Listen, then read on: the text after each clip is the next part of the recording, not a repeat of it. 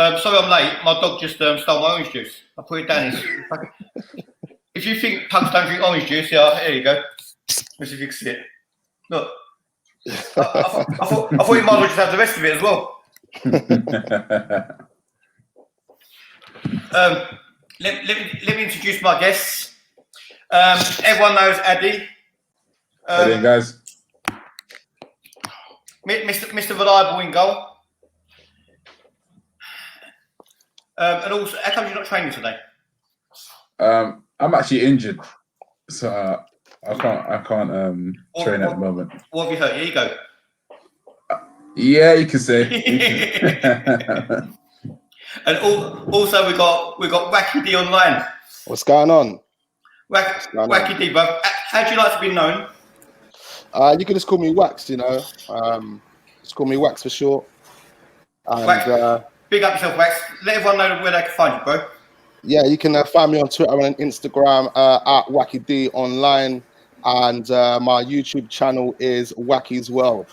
Obviously, I do a bit of football stuff on there. I'm trying to get heavy involved on that, but as well as obviously other personal stuff. But yeah, follow me on there, subscribe to the channel, and let's support the thing. Yeah, man.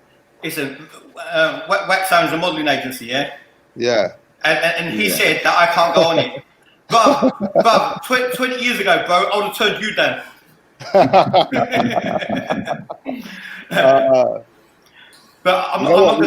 We need more men, actually. We do need more men, to be honest. But bro, I'm not gonna take you personal, bro. You just hook me up with the ladies you got, and then we're all cool. All I'll say, Wacky, yeah. Obviously, I get mistaken for Idris Elba sometimes, though. Yeah. Yeah. If you need an Idris Elba lookalike, I'm there. I got you, man. I got you. Don't worry, man. We've also got Sam Greenwood with us. He gets mistaken for Hannibal Lecter. Yeah, exactly. Yeah, that's it. It's my lookalike. Evening, lads. Liver and some canty. Hello to everyone in the comments. Give a couple of quick shout outs. We've got the Arsenal Realist with us. Go subscribe to him. And we've also got Ruthless Schooner TV, who's also on the watch along with us. Go and subscribe to him as well. Wax, bro, did you watch that shit? You know what? I watched the first half and I had to turn it off, man. I turned it off, and I was kind of disappointed in that first half, to be honest, man. Very disappointed. Even though like we kind of turned it around in the second half, you know, there's a lot that needs to be done at this club. Do you know what I mean? Bro, you know what type of fan are you? Because we had the kid on the watch along. You'll meet him sooner or later. He's the most positive guy going, right? And basically, he tries to find the good in everything. He'll try to find the good in a mass murderer if he could. What type of fan are you? You a realist? Are you a disappointed fan? Or are you one who is half the glass full or half the glass empty? I mean, I try and be as positive I can, to be honest. Do you know what I mean? Obviously, I'm very, very passionate, and you know, I support the team 110%. I try and find the positives in what's going on in that pitch. I mean, at the moment, it's hard to find positives with what's going on at Arsenal, but I'll still support the team. And yeah, man, that's me, 100. You know what I mean? Sam, your quick assessment of that game, because we're going to skate over that game, because at the end of the day, the game didn't mean nothing. And then we're going to get on to Addy's dressing gown. Quick assessment. Well, I mean, you can't really get much out of it, can you? I mean, it was a different lineup. We're using players we're not going to really see much more this season. It was just a game, just to get the game under our belts, wasn't it? Get the qualification to the next round under our belts, and that was it, really, wasn't it? I don't think we can really put much more into it. He changed formation again to suit the team he knew he was going to be fielding. I mean, it's not going to be the same formation for Sunday. It's not going to be the same team. I think really we just got to look at it as how it was. It was just a game, just to get it done, get it finished, and at the end of the day, we got the job done, and that's it. And it, you know, sweep it under the carpet. Let's go. Look, you know, let's go now. Look at City. Yeah, I mean, that's going to be a big one, boy. That's going to be a big one. Big tester for us, definitely. Very, very big test. Sorry for being rude. I didn't mean to get up and walk out while you was talking, but whenever my dog watches Arsenal, you know, he wants to shit all over the house. So I thought I better open the door. Addy, man, what's going on with dressing gown, bro? Is that an early Christmas present? It was actually last year's Christmas present, to be fair. But I haven't turned the heating on in my house, and I'm cold. Which do I got the hat on? Was that when you went to hospital to get? Was that when you went to hospital to get a snip done? Yeah, unfortunately. Got a super chat from the Arsenal realist. Big up yourself, my bro, but you don't need to donate, bro, for me to read out your comments because you're my brother, and perhaps you know you get it back anyway. That £2 for my time, bruv. I've seen crack horse, bruv, who's got a better hourly rate than that. I was gonna say, mate, you're kind of cheap there, Sonny, mate. Do you know what, bro? You take what you get, bruv. At least it's a positive, not a minus. Arsenal's next manager, Wax. Arsenal's next manager. I mean, there's a number of managers I would want. You know, I mean, I want someone like a Rafa Benitez, Allegri. You know, they're the type of. I mean, I wouldn't even mind Patrick Vieira. I know a lot of people might even think. I know. See, look what he's just done. You know what? I know a lot of people are going to neg out about that. A lot of people are going to neg and give me a lot of stick. But out of the people that are kind of being linked, because there's only like three main guys: Arteta, Ancelotti, and Patrick Vieira. And obviously, the board have already come out and said they want someone that's played for Arsenal, that's wore the badge for Arsenal apparently.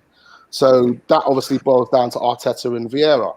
Now, out of the two, I definitely would prefer Vieira, and that's because he's led the club before. He's helped us win the Premier League as a player. I mean, I'm sure he can come and help us do that as a manager as well. But what do you think? What do you think about that? So basically, right? Are you more for an experienced manager then? Who, me? Yeah. More for the experienced manager. I would say so. Someone that's obviously knows how to, manage a club. And I know Vieira's where is he at? Nice at the moment. He hasn't managed anyone major. But again, Arteta's been a second fiddle at Manchester City with Pep Guardiola. So hasn't really got the experience. All right, so everyone gets to know you, right? Obviously, this channel's unfiltered, yeah? So sometimes we chuck in a few curveballs, right? So obviously we want people to go follow you on your channel. So we need to test your sense of humour, bruv. Go on. So if you're more experienced, yeah? What do you prefer, MILF or a younger thing?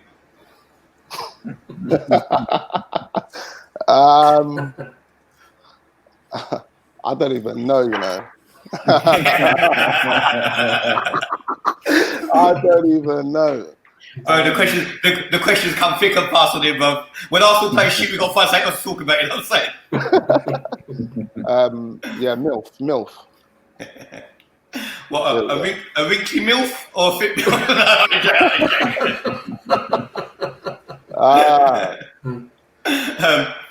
Sam, next Arsenal manager for you.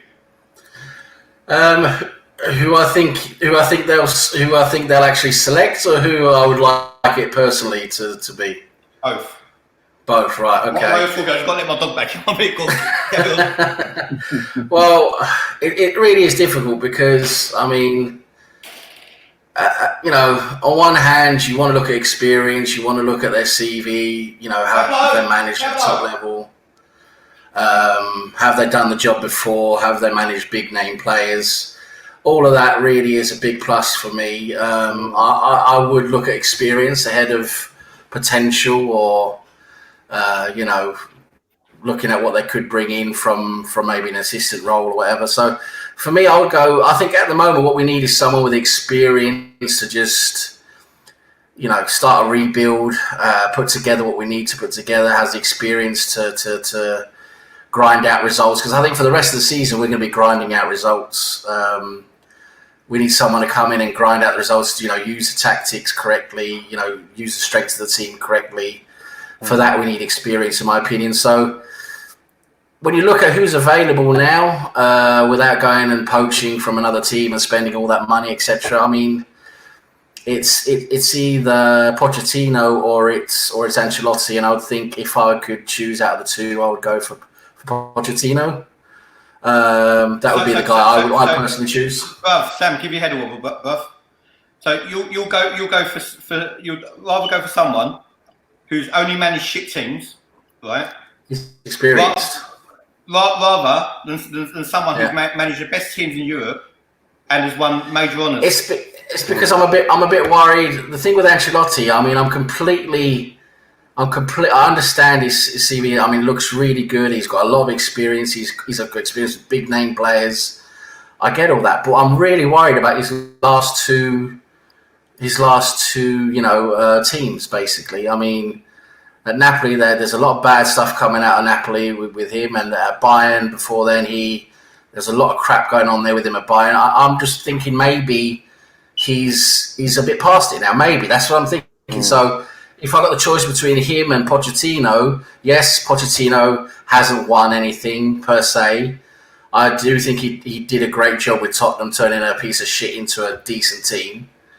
I think he's got the experience. I think he's great tactically as well. If I'm going to choose between those two, in my opinion, being the both two available to us, I would choose Pochettino. Then, if you look at who they actually will select, I'm guessing I think they'll probably go for Arteta because it's easy, it's cheap, it's someone they think they can build on. He knows the club. He's a known personality within the club. People like him, etc. They want to give him a chance. He's got a good name at City. I think that's probably who they're going to end up going for. But I would choose Pochettino. Me personally, I'll go Ancelotti all day long. Last time he was in the Premier League, he won double with Chelsea. Yeah, but his last few years though, his last few years are worrying me. They worry me. I don't know. Each project is different. It's got its own challenges. Just because football managers is like any other, it's unlike any other profession in the world. It's something you could fail at, get paid millions, and then go to another job for millions. Fail at, get paid millions, and go to another job for millions. To make the money, isn't it? It's a 3 to 4 year job at max. So. You're not going to find a manager who hasn't been sacked somewhere.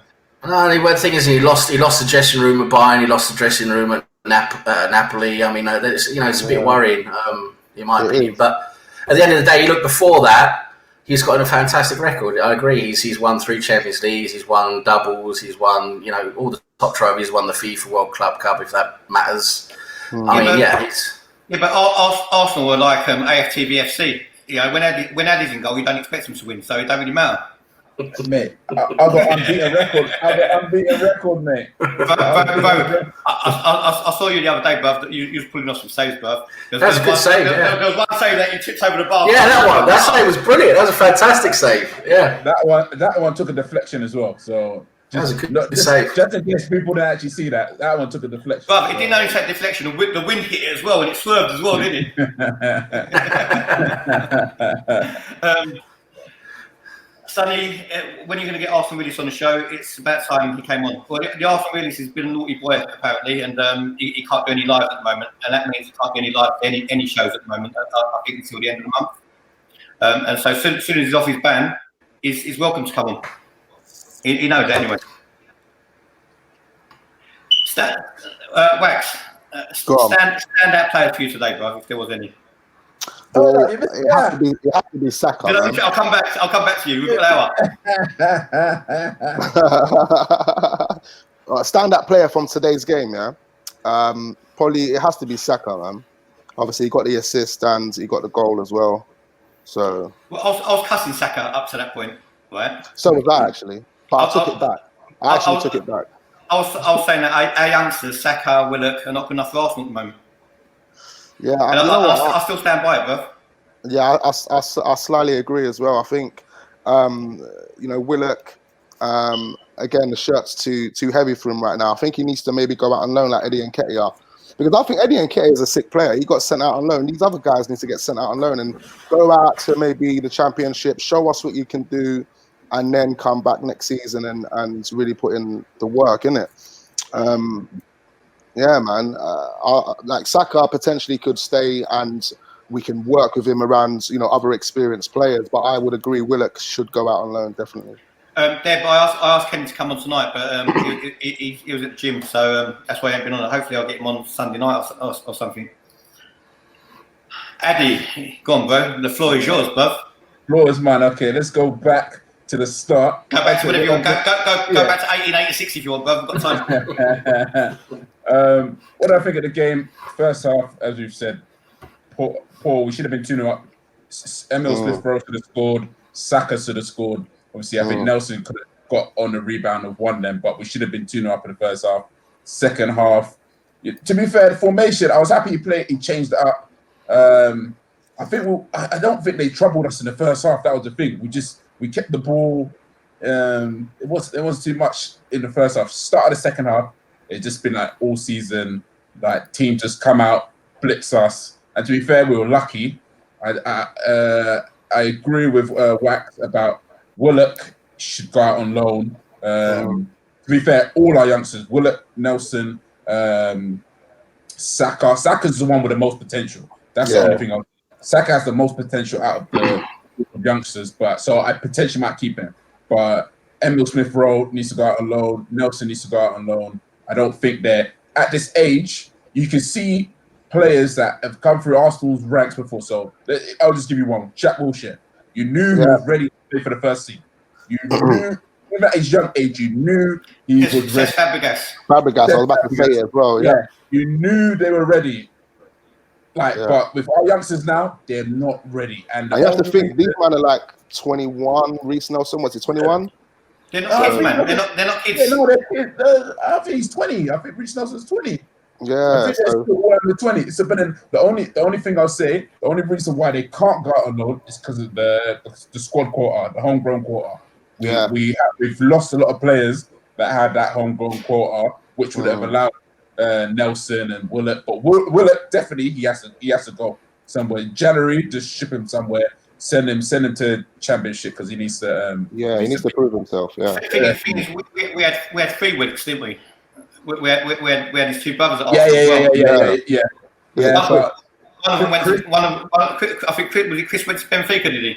Benfica, but he's not. I think he's back now, and he's either in England or but he's. I saw he's at West Brom or something like that. Right? He's messed up his career, man. What's the other brother's name? It's Chris. David, I think. David Willock. Yeah. But he's at Man United. I think he's at United or something like that. Yeah. He went to United. But yeah, I just think it's just there's not even too sure. But then on managers now, if the person that I would get if I could sign anybody, I would get Diego Simeone. I think Arsenal needs to change their philosophy now. I think all of a sudden, I know you're really gonna disagree with me, yeah. Diego Simeone, solely because we need to change that philosophy. We don't know how to keep the ball. We don't know how to defend. I think we've got very good attacking players, but as if we could sort out our defense, even though we've got rubbish defenders, I think you can still train them to be defensively solid. No manager, Arsene. I'll give Arsene the benefit of the doubt because we actually kept the ball and teams didn't have like 20, 30 shots on us. We actually kept the ball and against the big teams, that's where we struggled. Do you know what? If Addy had the choice between a stripper and a librarian, he'd take librarian. Look, the librarian is always the good ones, you know. That's what I'll tell you that now. Emery didn't work on defense whatsoever. We didn't press, we didn't do nothing. We were just rubbish under Emery. And Freddie, I think he's trying to go back to Arsene Wenger's way, but it's not working. We just need Simeone. If it was me, if I had to get anybody, I'll get Simeone. Sort out defense. I don't care winning games 1-0, 2-1. I'll win those games, take the victory. But you could get Don Corleone if we've got the Arsenal defense. But then now, I'll agree with Sam, and I'll get Poch in now. Premier League proven. He knows the Premier League. As I said, he's changed up Spurs. Spurs were dog poo, bro. Spurs were actually rubbish before he came in. He improved Southampton, improved Spurs, and I think we would actually give him the right facilities to actually build a winning team. I don't feel. I feel that with Arsenal, he can get everything he wanted at Tottenham, but at a proper bigger club. So that's why I would take Poch. Well, that's the thing you got. That's the thing you got to wonder about, isn't it? I mean, Ancelotti's he's used to working with huge stars, world class players, a squad's full of world class players in every position, and he's good at getting them to perform and play together. But but when Ancelotti gets a mediocre squad, it doesn't look very good. Like with Napoli, I mean, okay, they've got a few good players, but most of the squad is quite mediocre, and it hasn't been very good. He hasn't been able to work with them. So I'm thinking Ancelotti at Arsenal, would it work? I mean, Pochettino has a record of bringing, players who weren't really very good and improving them and turning what was, basically a maybe bit above a mediocre squad and turn them into a very good squad at Tottenham. Of course, they made some good additions and good signings, but he did do a lot for that squad, and I think that is a lot more along the lines of what we need. I think Tottenham being good coincided with everyone else being bad. Right, that's for one. Also, WD5 Hornet, Simeone is a successful manager, but for Atletico, I don't think he would work in the Premier League. You know what? It's true. A very good point. At the end of the day, the Premier League is a lot faster than it is in Spain. Yeah, I agree, but then he's done it in the Champions League. Well, cool. I understand in Spain potentially, but he's done it at the highest level. He's taken Atletico to challenge Barca, Real Madrid every single year without the funds of Barca and Real Madrid every single year. In the Champions League, he's always getting round of 16. So, yes, I totally agree. The Spanish League and the Premier League are totally different, but you want someone up. Look, next season we've got Saliba coming in. We're potentially going to get another centre back. We've got Holding coming in. I want them to be drilled to defend properly. Bro, Saliba's going to come in, right? And the excuse has already been there for him already. He's young. He's not up to the pace of the Premier League. It's not his fault. It's all new to him. He's changed home. His hips hurt. His mum's not here. All of them. The excuses are already here. They're tailor made for him. Yeah. He's been sent the book already. Which page should he call on? Mate, which is why I want someone that can come in and drill him properly and to know how to. Because to be fair, he's doing good at centre. Yeah, and he's going to be a future prospect in the French squad and everything like that. But if we can get someone to drill our defense properly, then I think we've got the youth to actually succeed for the next 5 to 10 years. But then it's whether they're going to get trained well. That's what's going to determine it. Flo's just saying Inter Milan, Salzburg, Bayern Leverkusen all dropped into the Europa League. It makes our chances much harder. You know what? We make forget who drops into it, man. We make our chances much harder. Forget about everyone else. Let's concentrate on the shit at home first before we worry about anybody else. Do you know the biggest youngster is disappointed me the most this season? Who I had a lot of high expectations for was Reece Nelson. Yeah, me too. It's flopped, man. It's flopped badly. To be honest, taking his chances. He hasn't. And for some reason, I just see it coming. I don't know why. This last season, when I knew that he was going to stay, I had a feeling that he wasn't going to do well. And a lot of people were saying to me, "Oh, yeah, he done well when he went to Germany. Altogether, he played that what? Like he done well about 6 or 7 games, and then he was dropped, wasn't he? Yeah, that's what I heard. Yeah, he was dropped after Christmas. I think he only played 1 game after Christmas. He never started. I think he only started 1 game as well. He never actually came. He's always getting substituted on. And to be fair play to him, he was scoring. But with Reece Nelson, you're thinking, okay, who's at the same age as him and doing well in the Bundesliga? Jadon Sancho. So you have to compare him to that level. And he's not even close. That's levels, bruv. That's levels. Yeah, as well. That's his boy as well. Yeah. As his boy as well. Yeah, he must be sitting there thinking, Jadon's smashing it up, man. But do you know what? Reece Nelson. I'll tell you why I like him. Reece Nelson grew up on the same block, on the same estate that I grew up on.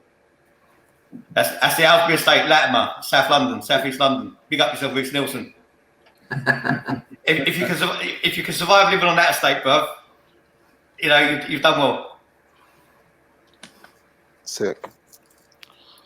Yeah, man. He's definitely someone that needs a loan, though.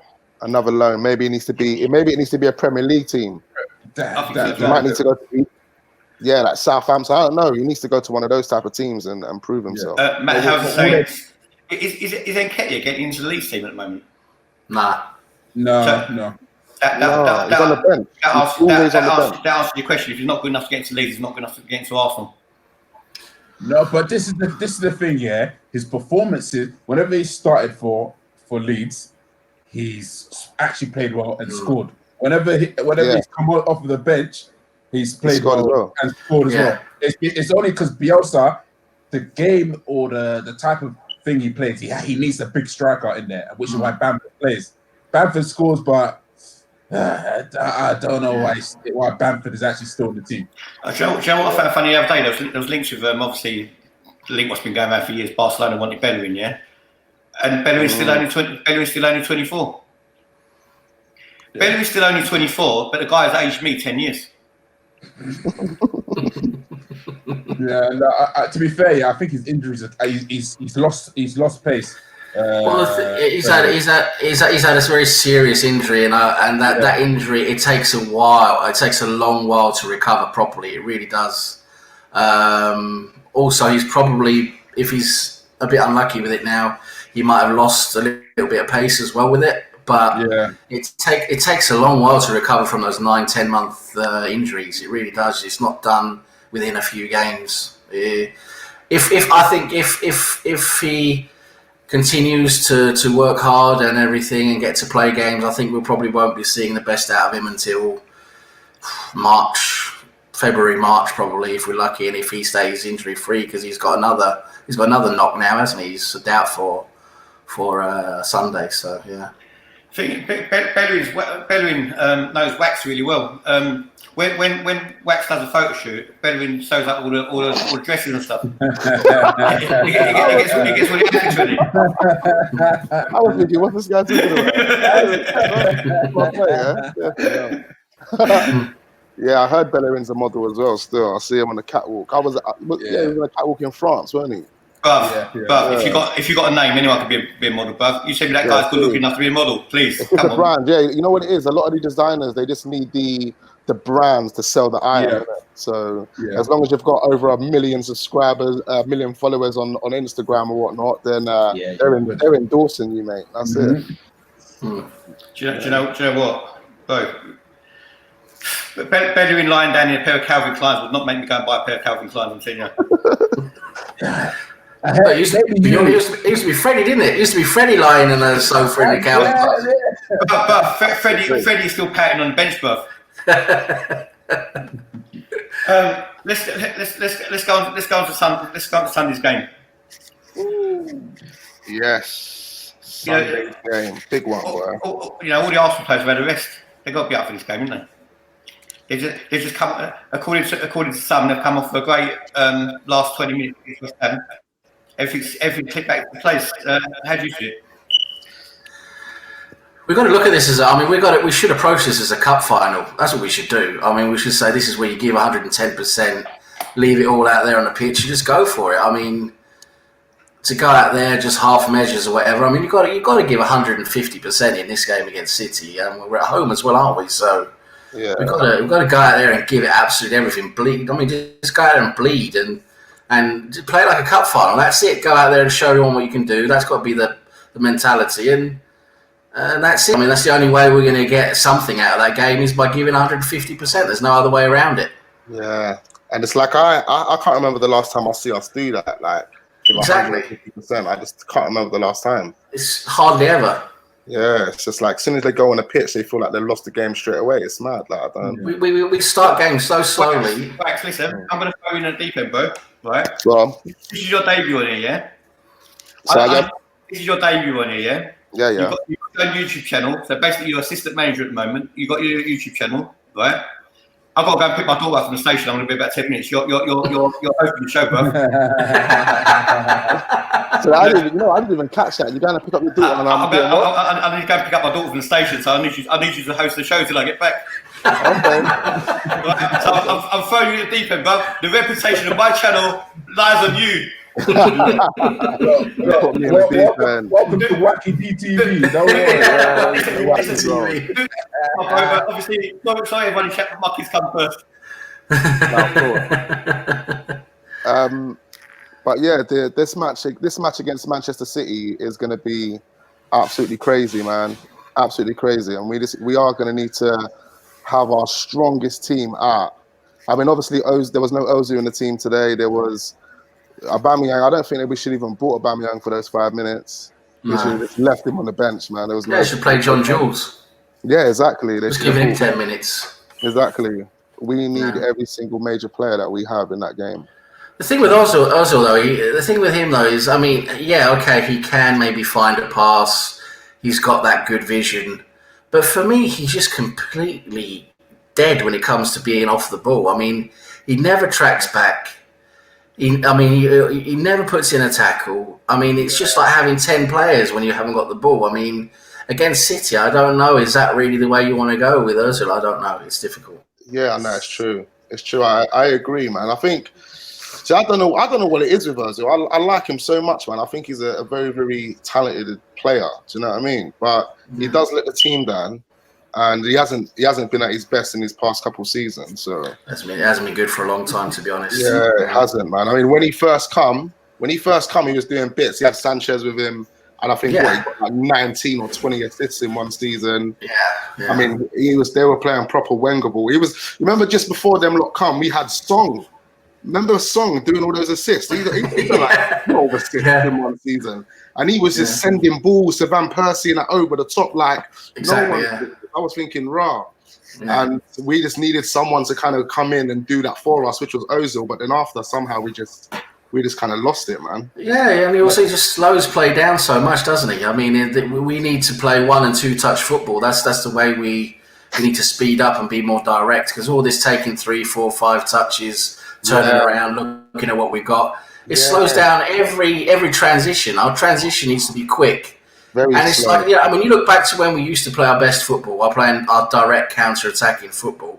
We played 1 and 2 touch football. There was not a player in our attack who didn't. I mean, we never used more than 2 touches. That was it. Yeah, exactly. These guys were absolutely pinning the ball around with maximum 2 touches. Yeah. And the way we play now, 3, 4, 5 touches, dribbling left, right. And you got Xhaka, who can't pass the ball forwards. I mean, he passes the ball backwards. Yeah. Thank God he's not going to be playing on Sunday because he's got concussion. So, yeah, I mean, but that's another worry. That's another worry for Sunday. Is how are we going to line up in midfield, because we've got no Xhaka. You know, who are we going to put in there? I mean, it's going to be Guendouzi, Torreira, isn't it? They're going to be completely swamped by De Bruyne and the rest of the lads. Yeah, what do you think of Guendouzi at the moment? Is because I feel like Guendouzi lacks a lot of concentration. He also for me he's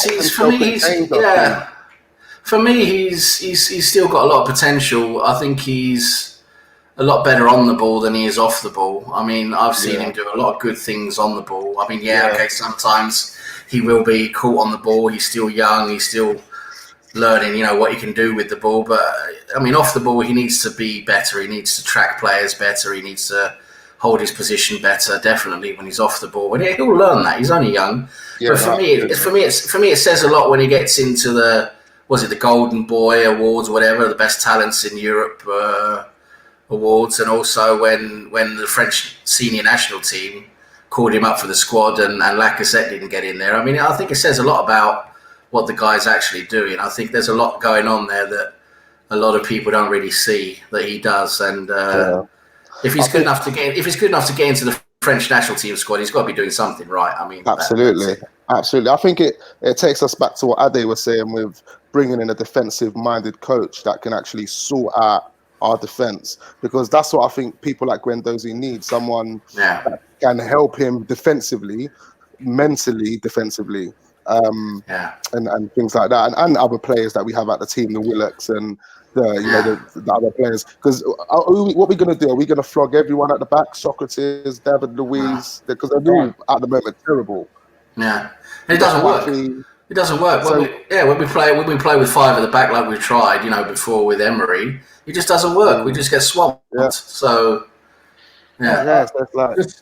just to jump in quickly, just on just going back to the Ozil thing quickly. I think me, I've said it many times on the show.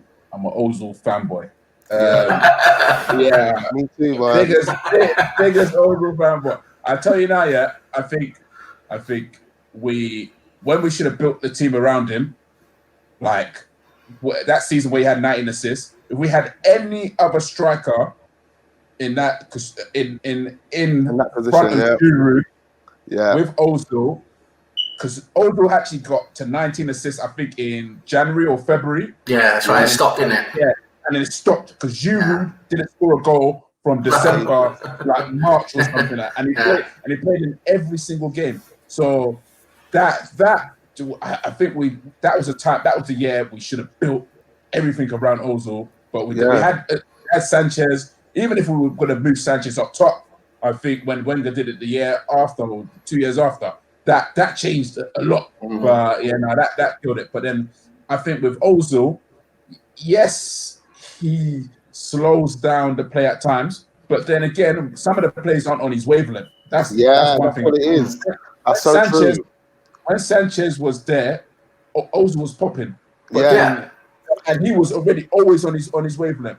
Also, as well, even from the West Ham match, we struggled to get the ball out from the midfield into that number 10 position. Ozil was always in that pocket of space looking to receive the ball, but we couldn't even play it forward. And luckily, we had Pepe, where he was a good outlet because he would just get the ball turned, run in. Other than that, Martinelli wasn't in the game Monday. Aubameyang in the first half. Aubameyang wasn't in the game. Ozil wasn't in the game. So we couldn't even progress forward because we couldn't even get the ball from Xhaka and Torreira into Ozil. No, we're terrible on our transition. Yeah, and that's what we had before. We had Cazorla making that transition for us. My guy. Cazorla and him, Ozil, and Sanchez. I mean, they run the whole team. Yeah, and that is it there. That transition, even from Ramsey from last season, Ramsey had that quality. Whether he can run with the ball, he will turn on the ball or pass it. Ramsey had that ability to actually get that ball from midfield into that attack, and there we go. And you saw it in the second half. All three goals. Apart from the first one where it went to Kolasinac and then into Martinelli, but the two goals after, Xhaka actually found the ball into Ozil and he's played it either into Aubameyang. No, he played into Aubameyang both times, and then Aubameyang either set up Pepe or to be fair, no, Aubameyang got the ball into Pepe and then Pepe did his thing. But it's just that thing. If you're gonna get Ozil into the game, you have to get him on that half turn. And when you got the wingers moving, because now he's got Pepe, Martinelli, and Aubameyang just coming forward. He needs players. He needs players that know how to play off the ball and know how to make runs and stuff. It's true. That is it. And that's the thing with Ozil. I think when you don't have that around him, then he's ineffective. If you don't have people running off the ball, moving on the same wavelength with him, he's just ineffective. Yeah. Well, now we can get a chance to see how he connects with Martinelli and Pepe now, because I think that's what we're going to be seeing a lot more going forwards. We're going to be seeing Martinelli, Orba, Pepe starting, probably Ozil in the 10 behind, and then we'll see how he connects with those guys, because Martinelli's a fantastic talent. Pepe is good. I mean, he makes smart runs. I mean, we should see them connecting more. We'll see how it goes. Yeah. But my biggest problem, as I said, with Ozil is, I mean, on the ball he does things, but off the ball, the guy's just, might as well have a cone out there. I mean, you know what it is? I think when he was playing at Real Madrid as well, we had the players behind him that were doing exactly. You had the workhorses. You had the players behind him that they were doing their job. And we didn't have to do anything. All we had to do was get his space, receive the ball, and feed it. He's a luxury player. He's a luxury player, isn't he? He's just out there. And now he has to do more work because he hasn't got that solidity behind him in defence or in defence and midfield. So he has to get back, and he's like, I'm not used to doing all of this. Do you know what I mean? I agree with that. But then, just the thing, my only issue now is I don't know. Hopefully Pepe is fit, because I think he's even a doubt. Because did you see what happened? Did you see that tackle? Yeah, bro. That was nasty. Disgusting. That was nasty. Both of them tackles were just atrocious on Pepe. And Mike Dean, I hate that guy anyway. One of the worst refs. I just hopefully Pepe is in the game, but against Man City, they have no centre back, and their left back is out. I don't think we should attack them. That's what I'm saying. We've got to attack them. We've got to attack them. That's going to be the best form of defence. We actually have to go out. We have to be bold. I feel that we have to actually say, okay, Man City, even similar to Man United, they sat deep, hit on the counter. That is going to be our best way to attack Man City. But any other way, if we're trying to play ball with them, if we're trying to go toe to toe with them, we'll struggle. We just literally need to get him in, because Aubameyang's going to beat Fernandinho and Jones or Otamendi for pace. Martinelli's going to Kyle Walker is going to be he's going to be ready for Martinelli, but whoever playing on left back, they're not even going to get a chance. That's where we need to isolate their left back and their centre backs, and that's what we're going to have to attack. Yeah, we need to attack because they're weak in defence. We've got to attack them. We've got to play direct. We've got to play fast. We can't just dilly-dally on the ball, and we've got to. That's the only way we're going to get to them. Welcome back to Wacky D Online Unfiltered. Do you know what? There's times when you're desperate, right, and you need to chuck someone in, right? And there's other times when the person you're putting in is up for the job. So that's my boy Wax, yeah? I knew he was ready. Come on. This is Martinelli, you know. We're not sticking on no Juru now. This is Martinelli. That's why everyone needs to go and subscribe to this guy's channel, right? Because this guy is ready, and the only thing what's missing, a bit like us, is the followers. Wax, shout out your channel, bruv. Yeah, man, you can follow me and Wacky's World. If you can't find Wacky's World, just type in Wacky D Online on YouTube, and you'll find that. Or alternatively, follow me on Twitter, and I'll give you Wax's what's name? Yeah, much appreciated. Wax's channel as well, and also I'm going to tweet out this podcast afterwards, so it'll be there. That's my Twitter down below, and also another thing, when you got Addy in the podcast, this guy could talk. I could have drove to Southend and back, and he'd still be talking. Hey, just on a point, Ian Hutchinson. How are we going to beat Man City with our clown defence? Yeah, what are we talking about, Buff, by the way? City match. Cool. City match. I think we have to play smart. We have to, because we know. That's his new name, Wackanelli. That's his new name, Wackanelli. That's a good one. Good one. That is actually really good. We know Bernardo Silva is always going to be tucking it. Bernardo Silva is going to be a huge threat. For some reason, he loves to score against Arsenal as well. Bernardo Silva.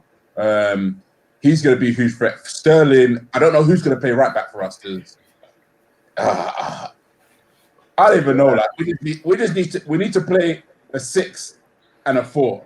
For me, that's how we have to play. We can't play 6 in attack and then 4 defenders. We have to play 6 in defense and you man sit, and then that 4 just to go and just do damage. That's the only way I can see us actually defending well. Addy, you know what, right? Arsenal not good enough to let City I'll tell you what, Arsenal not good enough to counter-attack City by sitting deep and hitting them on the break. We showed that against Liverpool. We tried to do that against Liverpool. We can't do it. Right? Man United done it. We used the wrong formation against Liverpool. We played a 4-3-1-2, and we let their fullbacks have all of the space in the world. We should have played a 4-2-3-1. It's not even that. They're playing long balls, right? That even Linford Christie in his prime couldn't catch. You know what I'm saying? For me, how are Arsenal going to beat Man City? Basically, if we let City play, their little triangles, they're going to murder us. If we sit off them, they're going to murder us, right? If Lundberg goes and plays 3 holders in midfield, they're going to murder us, right? Yeah. Far as I'm concerned, for once in your life, Arsenal Football Club, play to your strengths. Forget about your weaknesses. Your weaknesses are dead. They're dead. Your weaknesses are dead. You ain't going to get any stronger overnight. Your weaknesses are dead. You're weak for a reason, because you're crap, right? So concentrate on the man on form, which is Pepe and Martinelli and Aubameyang, and also find a place for Lacazette, even if it's at number 10. Nah. Yeah, I'll go all yeah, out. no Laka, man. Laka's lost his attitude, man. That's true as well. But the thing is, to be honest with you, bro, I'd rather lose 6-0 and really have a go at them, right? Than sit back on them and let them smash us, which is what we've been doing for years. I agree with you, which is why we have to go bold in this match. We actually have to go bold. And when we have the ball, we just have to go 100 miles an hour. We can't. And I'll drop Ozil as well. I won't play Ozil either. I was talking about that. Off the ball, he's just dead. Well, the reason I wouldn't play Ozil, right? Even though he's a fellow Turk and he's got to get a game just because he's Turkish, as far as I'm concerned. But when Ozil's playing well, he's Turkish. When he's playing shit, he's German. Right? That's what the German said. As far as I'm concerned, right, Ozil's had his little spell in the team now. He ain't contributed jack shit. Not enough. Not enough. If you check our goals, though, you see, sorry, ads. If you check our goals, a lot of our goals have indirectly come from Ozil this season as well. You know, he's had the ball, passed it, they've passed it, and got the assist. Or bro, you're not going to go pre assist. But listen, that's the position he plays. If he's not passing it from there, anybody in a 10 is supposed to pass the ball out to the right positions. Wax is going so far back. Wax is going so far back with pre-assist. He's going back to the night before.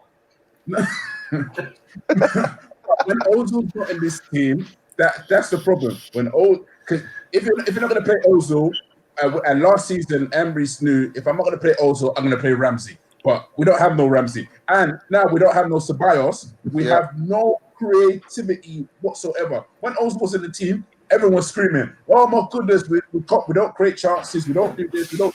Now he's in the team and we're actually creating chances. He's late. With me, I'll just say Ozil, sit on Rodri. Just sit on Rodri all game. That's what. We're going to bring that feature back. We're going to bring that feature back into the podcast. Whoever makes the most stupidest comment is going to get called out, yeah?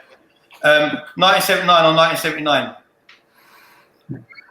If you bash Ozil, you're not really an Arsenal fan. That's my guy. Hey, seriously, bruv. Arsenal are bigger than any one player. They're bigger than Thierry Henry. They're bigger than Dennis Bergkamp. They're bigger than Liam Brady. They're bigger than Frank McClintock. They're bigger than Tony Adams. They're bigger than any single Arsenal player or any Arsenal manager.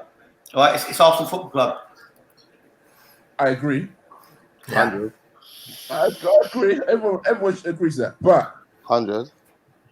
I think Ozil will be key. I think it'll be key on Sunday.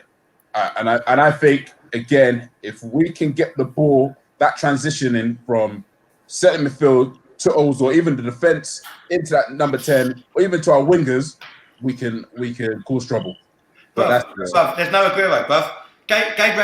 Gabriel Jesus is as bad as what Balls was the other day. Balls, if you're watching, I love you, my guy. But I know you're training, I know you're not watching.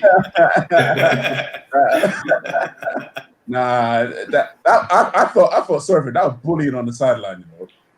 If you not saw that, I was bullying on the sideline. But I don't know. Gabriel Jesus, that just turn up like he's Champions League now, banged in a hat trick.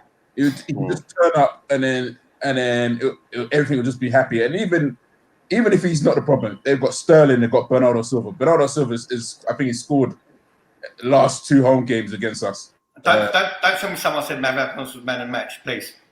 Nah. If anybody wondered why we don't use Mavropanos, then tonight is the biggest example of why. I mean, the guy. Do you know what? Mavropanos is a doner kebab, bruv, right? Seriously, and the thing is, you could go and get some greasy kebabs which are horrible, or you could go North London and get some nice kebabs as well. Because I'm Turkish, there's a difference, right? Greek people know too, right? There's a difference between a kebab and a kebab. Here's the leftover meat. Got a super chat coming. Big up yourself. Let's talk 6 baby. Thanks for that. Sunny the Kurt Angle YouTube. Keep it up, bro. Thanks, my bro. That's a good shot. I would have said more Tom Cruise myself, but All out attack Sunday, we're going to lose anyway. Exactly. Yeah, If we're going to lose, go down fighting. Yeah. Their weakness is in defence, so we've got to exploit that. So might as well. We can't sit back. We can't sit back, can we? I mean, we've got to attack them. That's where they're weak. Mm-hmm. You know what? If you're gonna get jumped by a group of men who want to steal your phone, right? You try and take out as many as you can, whether you bite, kick, scratch, whatever. You do what you have to do. Yeah. Do you know what? Let's have some score predictions from everyone in the comments, and also yourselves. Sam, go on, mate. Give us a score prediction for Man City. Well, it depends. You can. It's got to be below 10. It depends. It all depends on how they line up. What we're going to line up. But I think we're going to lose 4-2. Okay, they've got Laporte back, so they're strengthening defence now. No, Laporte's not back. And he back? No, he's back now. No, okay, I thought he's back. That's a long-term one, isn't it? Yeah, it's a lot. Yeah, he did his knee. He did his ACL, I think. Yeah, he's up for a long time. Harry, I'd love to show that comment, bro, but I don't want to get my channel striked. Go on, it's 4-2, Sam. Go on, Wax. What are you saying, bro? I think we're gonna. It's probably gonna be like 4-1. You know, they're probably gonna be. I don't even know if we're gonna even get a goal. Like that's the way I'm feeling, man. I'm not too sure. I have to agree with Debbie Taylor. Look, oh yeah, something like 5-1, 4-1, or 9-1. It's gonna be something like that. You know, like. You know what? Debbie Taylor's gangster. You know, Debbie. You know I love you. You know I love you. Do you know what? And I agree with you, Debbie. Unfortunately. Yeah, it's gonna be something like that. 5-1, 4-1. Maybe the only one then. I'm going 3-2 Arsenal. Confident. I think we've now got the stupidest comment from the members of the podcast.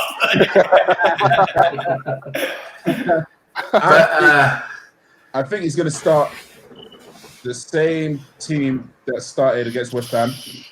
Obviously, Xhaka's not going to play. I think Guendouzi actually plays the ball forward. So I'm going 3-2. I don't know why. We'll probably get beaten, but I'm going 3-2. 3-2 Arsenal. Do you know what? It's easier to predict when it's easier to predict the score when there could be all sorts of scores like lottery, yeah. Then it is going to be when Arsenal are going to appoint a new manager.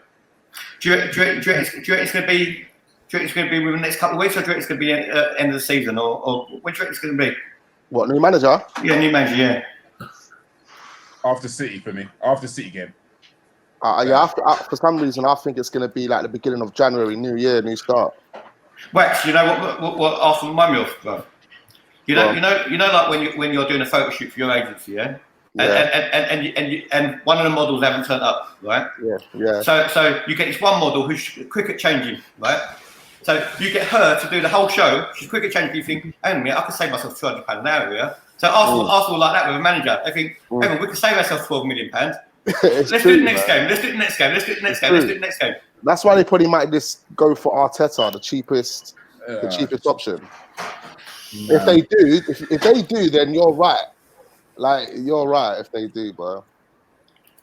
I just don't understand what they're waiting for. I mean, what the hell are they waiting for? I can't stand what they're waiting for either. Innit? It's been like. I mean, we've got managers out there who are qualified who could do the job now until the end of the season. We've got managers who could do the job long term. I don't get the argument of why we can't go and get a manager if we want one. If we can't say, listen, we're Arsenal Football Club, here's money, take it. You come to us, we're one of the biggest clubs in the world. See, what I want. That's what I want. I don't want us to go for a manager that's just been sacked. Because if you're a manager that's just been sacked, right? You're I don't know, man. You're not in the right frame of mind to come into a club and help with their development. It doesn't make any sense. No, we're taking on people's leftovers. Emery, that was Emery. I was screaming when Emery came. I said, we've taken PSG's reject that in his first season at PSG, finished second in a one-horse race to Monaco.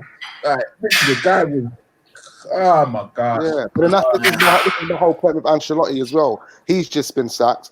Someone already said that he had a nine game where he didn't win a match with Napoli.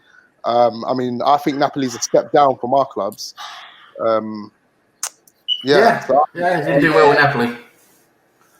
Do you know what though?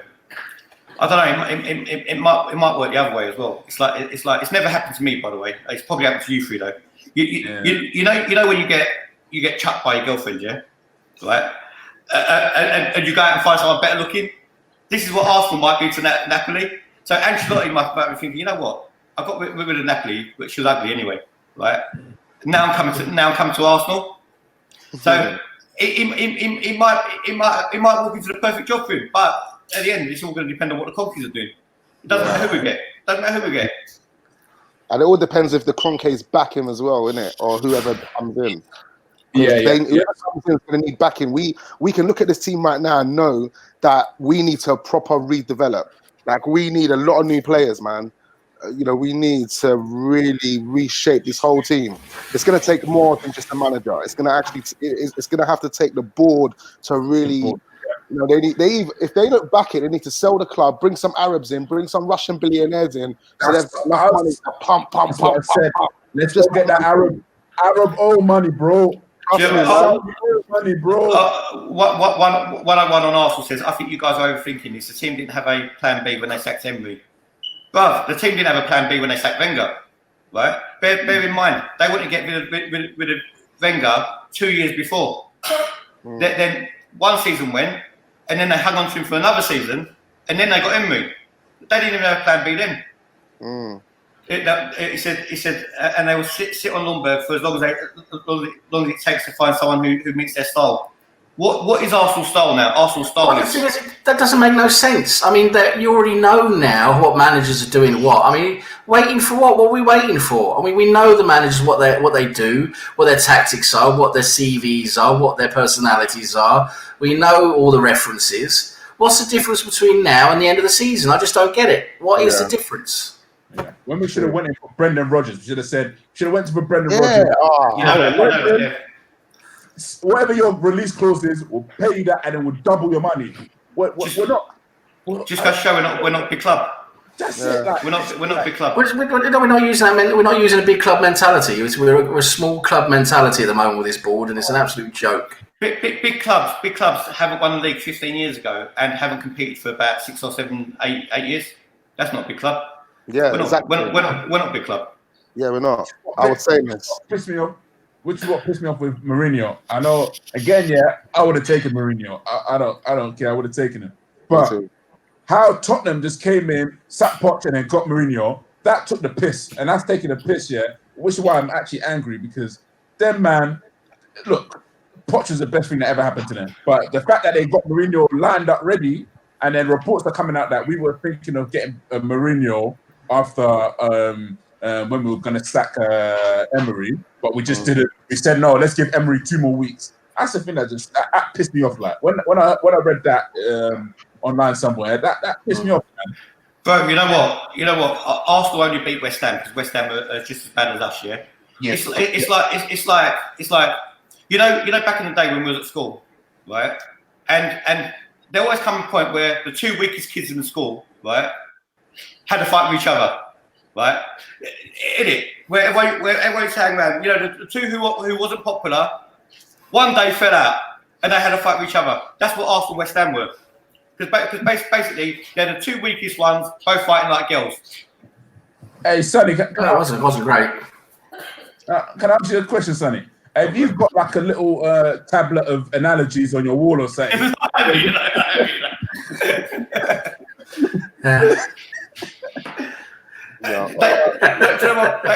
They just come to me. Do you know what we're going to do at Christmas? You're all invited, by the way, right? At Christmas. Whoever's the sharpest people on the podcast, right? They're going to come on, right? So if you're not on the podcast, bear in mind we can only have 6 people, so 5 apart from me. If you're not on the podcast, it means you're not sharp, right? That's not only joking, right? Basically, we're going to have a game of cliches, right? Not just football cliches, like what goes up, what must come down, right? Who lasts longest. So we're gonna have a little game of cliches, and then we're gonna have a little Christmas quiz as well. So No problem. it'll be a laugh. Arsenal Realist. If you haven't subscribed to Arsenal Realist, go subscribe to him. We conceded two goals a game. It ain't rocket science. Arsenal are probably the easiest club to fix. The problems have been staring us in the face for 10 years. Yeah, we haven't had a decent centre back since Sol Campbell. Yeah, I agree. Yeah. Can anybody? Sorry, you can say something.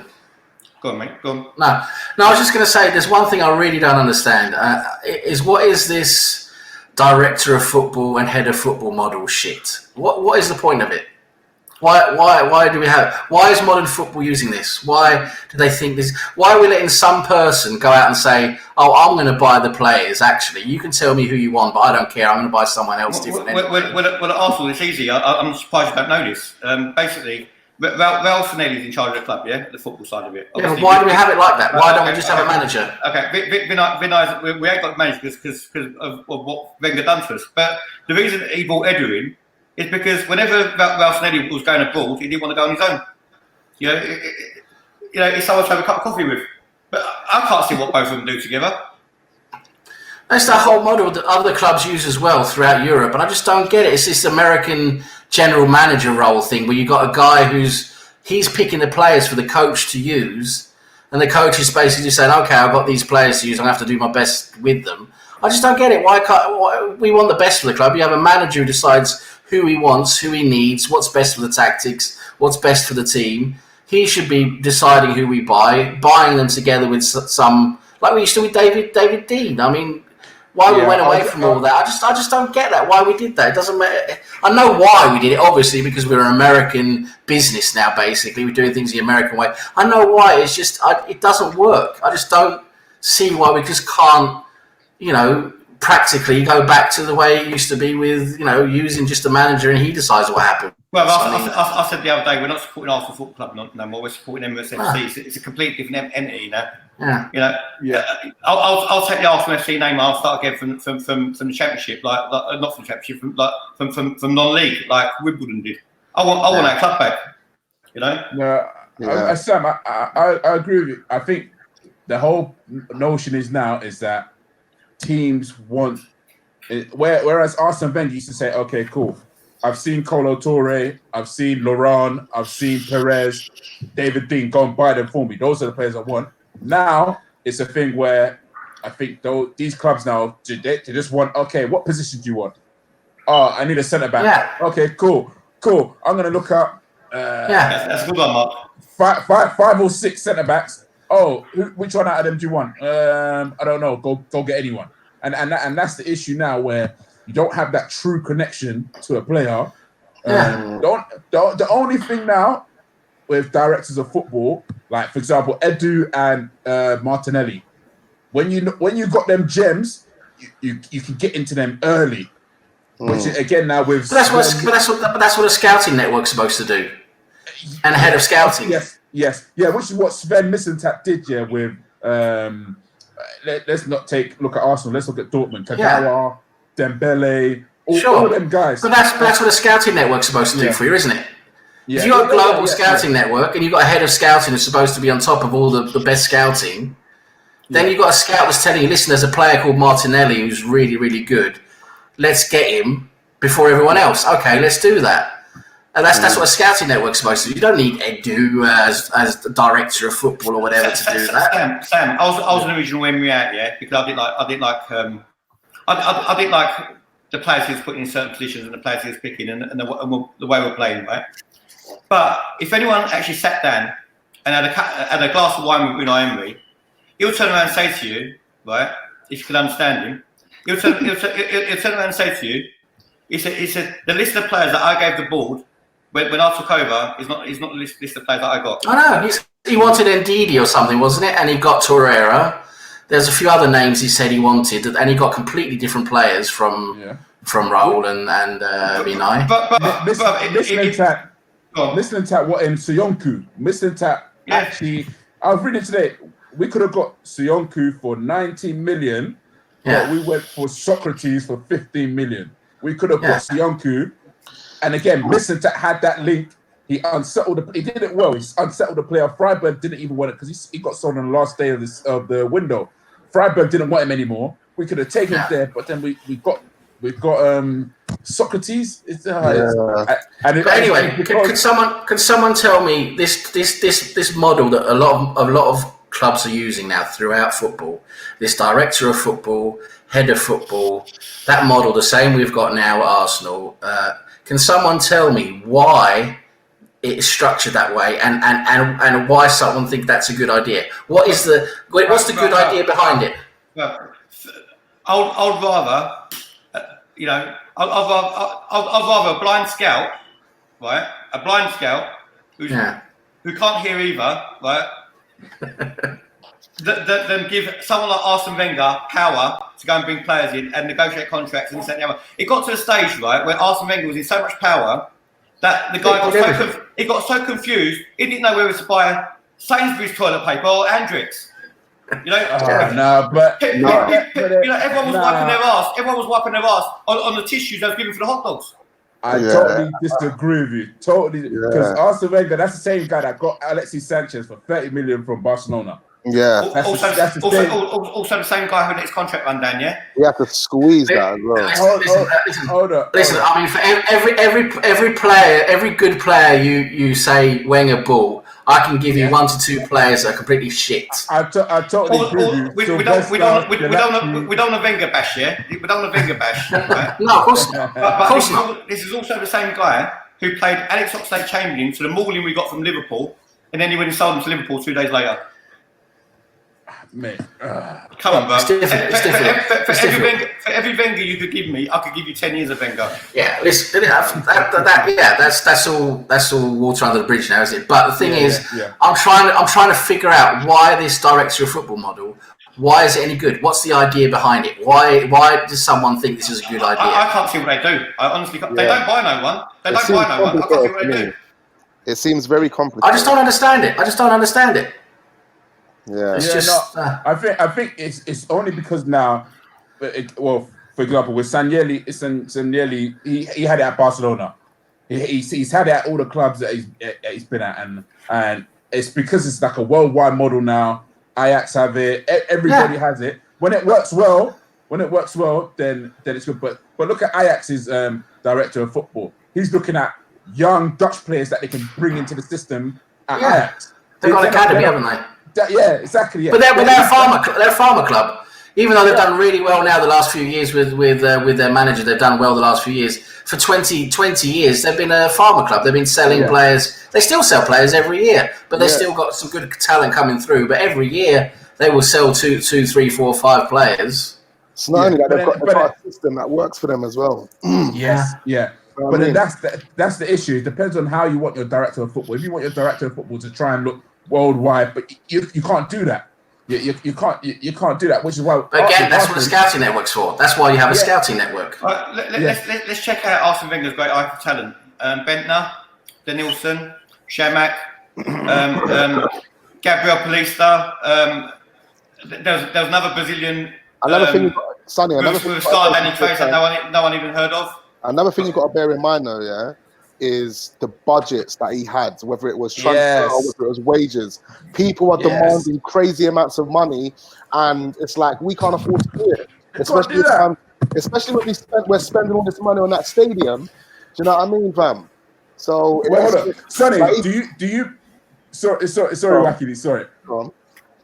Do you believe Arsene Wenger only wanted to sign Czech in that 16-17 season?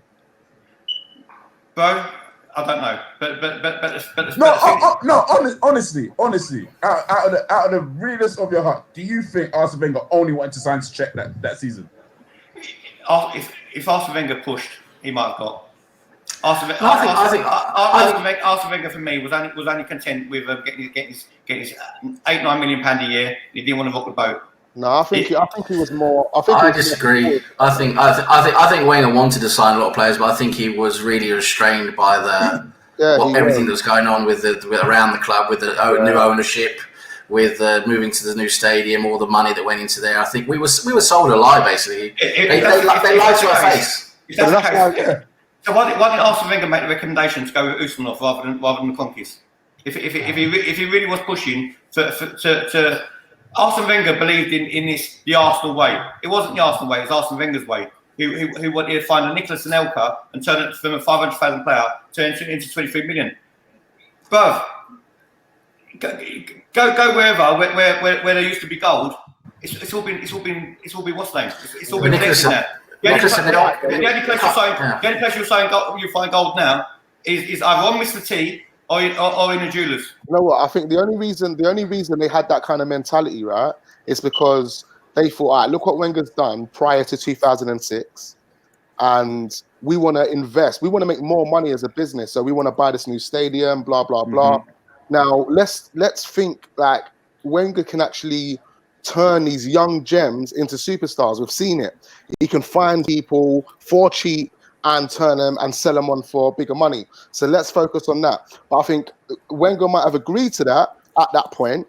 However, after Man City come along and everyone's doing madness after a few years, he realized that look, he's going to need peas. He's going to need some money to start. Well, also, it was a timing behind everything, because remember at the time when football changed, when all the oligarchs came in and dumped all their money into football, like with what's his face at Chelsea, I can't remember his name now. Abramovich. Abramovich, that's it. Yeah. He came in and basically turned the world football on its head, and everyone just couldn't stand it. They couldn't stand him.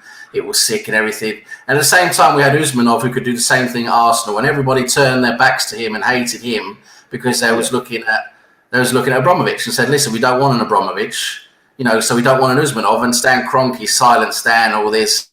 He's a good guy from America, blah blah blah. We went for him instead, and that's the mistake we made. Sam, you know why? It's because the Arsenal fan base killed the club. That's why. Because they were so hooked on the self-sustaining model, right? Yeah. Why?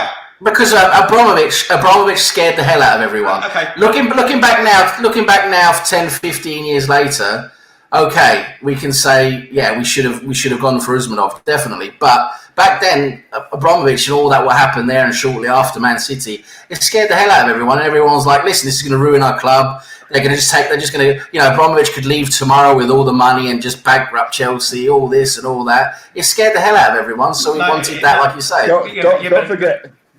Don't forget. I was going to say, don't forget. At that time, that notion of financial fair play. Oh yeah, Chelsea going to get hit. Man City were going to get hit. That financial fair play did nothing. So again, now where Arsenal and even were thinking, okay, cool, it's going to level the field. Not even close. Not even close. So it was a thing where it was like it was stupid, because at that point Usmanov should have come in. Usmanov was like, yeah, I'll come in, Arsenal, I'll give you the money.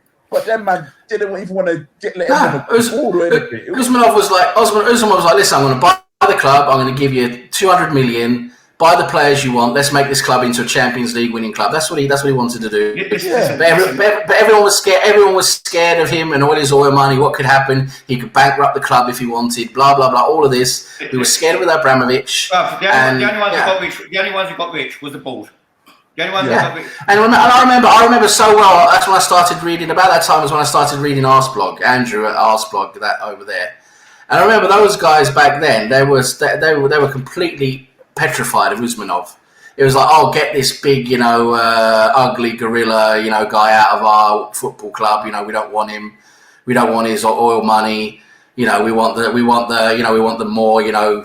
more well-known model, etc. Blah blah blah. Everyone hated Usmanov. Everyone hated him. Do you know what? Stuart Wood says Arsenal cutting back their scouting network. They're using the same database company and Rail's agent contracts. Recipe for disaster. Stuart. You know the data company Arsenal are using. Oh, mate. Arsenal going on comparethemarket.com, bruv. Arsenal looking on car insurance sites. Arsenal looking on car insurance sites. No, but I'm serious. Arsenal looking on Go Compare, right? They've got the fat guy from Go Compare without a moustache who's running their board, Ralph Snelly, right? He might as well be the Go Compare guy. Oh my gosh. Bro, we're an hour and 15 minutes in. Do you want to wrap it up, or do you want to carry on for another 5-10 minutes? What do you want to do? Carry on. Wax, I know you're a busy guy, bruv, so it's your shirt, bruv.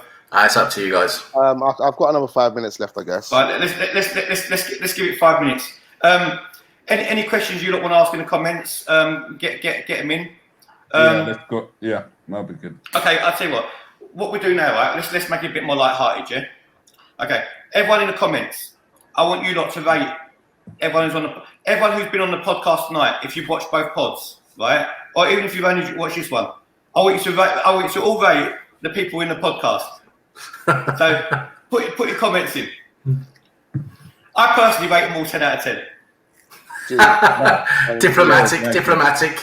This is the first time I've gone live with a group of guys on a football topic. So you did well. You did well, mate. You did well. Man, thanks. Bro, you not only went live, you was anchor as well. You're the anchor. That's true. We're done now. Come on, guys, get your ratings in. Everyone's a bit shy at the moment. No one's rating you. Oh, here we go. What was I gonna say before I go? Yeah. Go on, bro. What do you guys think about Lacazette at the moment? Like, what? I mean, I know he's like kind of lost his attitudes, and he doesn't seem himself at the moment. And a lot of people are screaming for him to be sold in January. What do you guys think? No. I like Lacazette, man. I think it's hard to work at the club. I love him. I was watching his goal against Tottenham. Like the guy is he comes up with big goals. That's one thing I'll say about Lacazette. When the times are down, he actually comes up with big goals, and I've always think he's done that. But then I think again we haven't played to his strengths. We haven't made him the main striker. Most of the time, I think it's all Aubameyang at times. I think we need to drop Aubameyang because we can even use it, and that's the thing. We don't use our play. We're thinking, oh yeah, cool, Aubameyang playing from the start. Sometimes put Lacazette in, and then get Aubameyang on second half, and then run the defense. But I don't think we play to his strengths at times. Yeah. What about you, Sam? Lacazette, I mean, the thing is, like what Sonny says, he's a really hard worker. He's really good off the ball. But the thing is, he's just not producing, is he? He's just not producing. And I think we need to offload in January if we're going to bring in a couple of big names. And he's going to be one of them. That's going to be offloaded because we're going to go one up front with the two wingers out wide. So we can offload Lacazette, bring in a centre back or a proper defensive midfielder. I think he's going to be sacrificed either now in January or the summer. The only thing why Go on, Ed. I was going to say the only thing I would say why we shouldn't sell Lacazette is because at times we need to have a plan B. Whereas we had Giroud before that we can throw him on and then bang. But now our plan B would be actually putting Laka and Abba, which is a different thing to handle. That's the only reason why I wouldn't sell. The problem with Lacazette and Aubameyang, yeah, okay. You relate to this, Addy, especially, yeah, all right. Addy back in the day used to be a ladies' man, right? He's a married guy now, right? It's all changed, right? Addy back in the day is a ladies' man. Addy, do you remember back in the day, bruv, where you used to pull the fittest girl in the club, yeah? Fittest girl in the club. Yeah. But you'll take her to the cheapest hotel. You take her to the cheapest hotel. That's what Arsenal supporting cast is to Lacazette and Aubameyang. You pull the fittest girls in the club. You've went and taken to one of them dives in Ilford or Finsbury Park where the prostitutes used to be. That's Arsenal's problem. But on that note, now we lower the tone. We're going to finish. Wax, shout out your channel, my bro. Yeah, man, you can catch me Wacky's World, Wacky D online. Follow me, I'll follow you guys back, man. Follow Wax on Twitter, or if you can't find him, go through my followers on Twitter. My Twitter's running underneath the page. Obviously, the other way to get on the podcast is message me on Twitter, and basically you'll all come on the podcast as well. Sam, thanks for coming on, bruv. Yeah, thanks for me. Thanks for having me on. Great to see you guys as usual. Nice to see you guys. I just want to shout out a few people before I thank Eddie as well. I haven't forgot you, Ed. So don't I love you, bruv. You know I love you. Right? You know I love you too. You know. Arsenal Realist, go and follow him. Who else do we have? Come on. Who else do we have today? Oh, he was on the podcast. The Ruthless Schooner, the Ruthless Schooner TV. He was on the podcast earlier. Go give him a follow. And also go and follow Wax. Go on, Wax. Sam and Addy, what's your Twitters? My one is at Addy Ads. Exchange numbers. No one's watching.